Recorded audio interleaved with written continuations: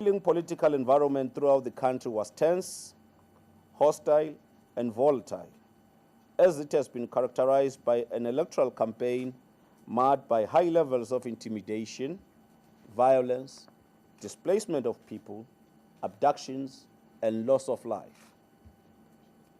The mission observed traces of intimidation and violence in all provinces it visited. Sitting on the floor. Restrictions on the fundamental civil and political rights, such as freedom of assembly and freedom of movement. The mission was able to attend star rallies organized by the presidential candidate of Zanu-PF. However, it noted with grave concern that the MTC presidential candidate was not accorded the opportunity to hold rallies.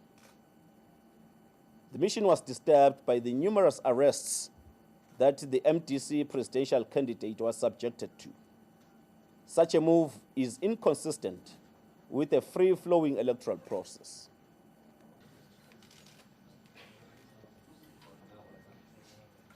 The mission was dismayed by uniformed police officers on duty wearing the ruling party regalia.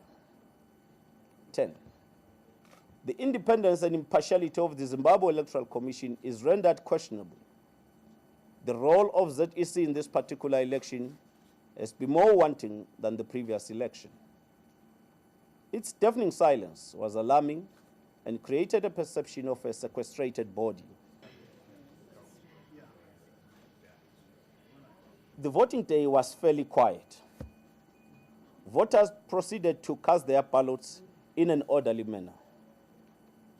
Generally, voter turnout was relatively low.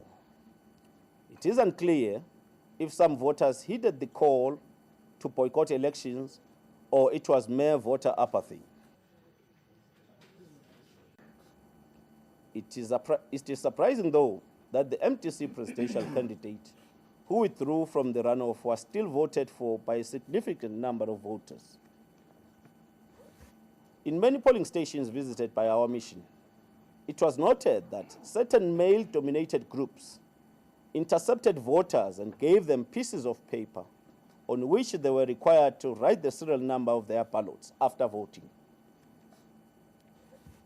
An unusually high percentage of spoiled ballots were recorded in the polling stations where our mission observed the counting process.